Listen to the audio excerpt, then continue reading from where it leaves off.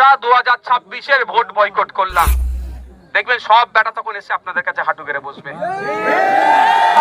মাসি বলে পায়ে পড়ে যায়, ভোটের সময় পড়ে না?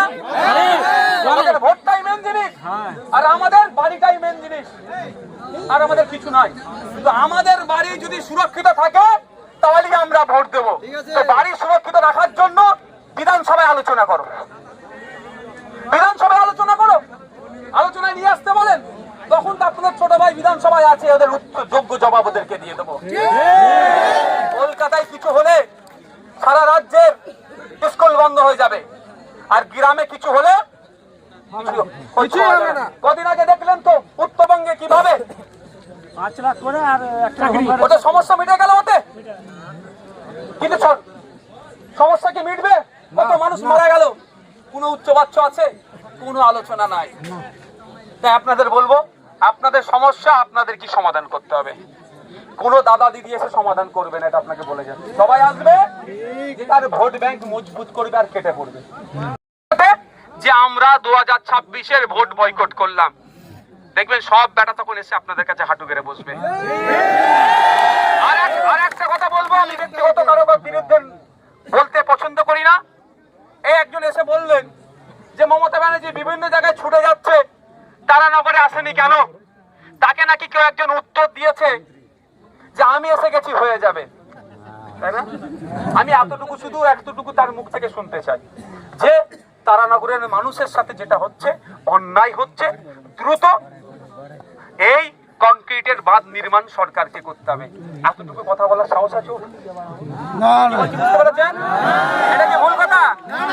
উনি শুধু এতটুকুই বলুক, এতটুকু বলুক যে 2026 সালের নির্বাচনের আগে তারানগরের গঙ্গায় পদ্মা ভাঙন রোধের জন্য কংক্রিটের বাঁধের নির্মাণের কাজ করতে হবে, বাজেট বরাদ্দ করতে হবে, অর্থ বরাদ্দ করতে হবে, কাজ শুরু করতে হবে সরকারকে। এতটুকু বলার সাহস নেই, বললে যা হাফ মন্ত্রী আছে সেটাও কেড়ে নেবে। আমি ব্যক্তিগত আক্রমণকারীর পক্ষে নই, আর যে একজন আছে অপদার্থ, হজ কমিটিতে ঢুকে বসে আছে, জানি না আগামী দিনে তথ্য দেব, তাও বলে যাই এবারে হজে গিয়েছে কত হাজি জানেন? কম বেশি টোটাল পশ্চিম বাংলার কলকাতা দিয়ে গিয়েছে 8,000-এর কাছাকাছি। 50,000 চায়ের কাপ দেখিয়েছে। কি বুঝতে পেরেছেন তো? ওরাই তো টাকা খাচ্ছে, সেই সব টাকাগুলো খাচ্ছে। হাজি গিয়েছে 8,000-এর মতো, আর 50,000 কাপ দেখিয়েছে, মানে বুঝতে পারছেন? মাছ তুলবে বলে ও বেটারা, ওই তো এবার দায়িত্বে আছে, ওনার দপ্তর, মানে আমি উনাকে এখন বলবো। তো যারা হাজিদের চায়ের টাকা মেরে খায়, তারানগরের মানুষের পুনর্বাসনের টাকা মেরে খাবে না? বিশ্বাস হয় আমার। যারা কবরস্থানে শ্মশানের টাকা মেরে খেয়ে নেয়, তারা খাবে না? অপদার্থ কেন পার্লামেন্টে গিয়ে তারানগরের মানুষের কথা বলেনি? এটা তো আন্তর্জাতিক নদী, এটা তো কেন্দ্র সরকারের দায়ী আছে।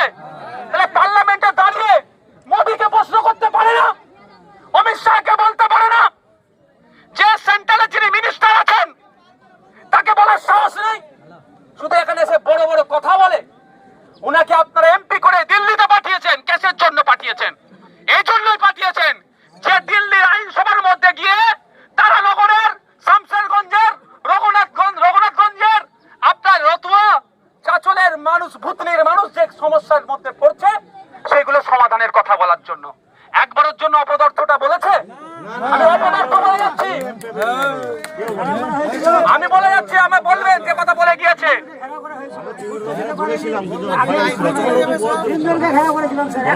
কি বলছি বুঝতে পেরেছেন? আচ্ছা, যে কাজ করতে পারে না তাকে ব্যর্থ বলবেন না তো কি বলবেন? অপদার্থ ব্যর্থই তো বলতে হবে। এটা আমি ভালো ভাষা বলছি।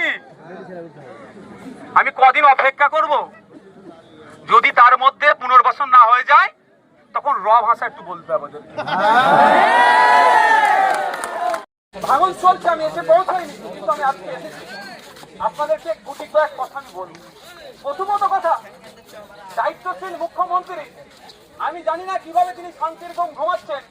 মুর্শিদাবাদের একটা প্রত্যন্ত গ্রামের মানুষ, প্রায় 138টা পরিবার আজকে ধ্বংস হয়ে গেছে, রাস্তায় বসে আছে।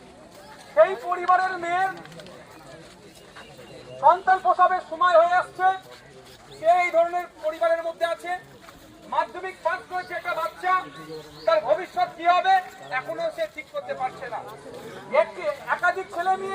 এবারে মাধ্যমিক পরীক্ষা দেবে, 2 মাস ধরে তাদের পড়ার মতো অ্যারেঞ্জমেন্ট ঠিকঠাক করে উঠতে পারছে না। তাহলে এই সরকারের এই 180টা পরিবার আছে রাস্তায় বসে আছে।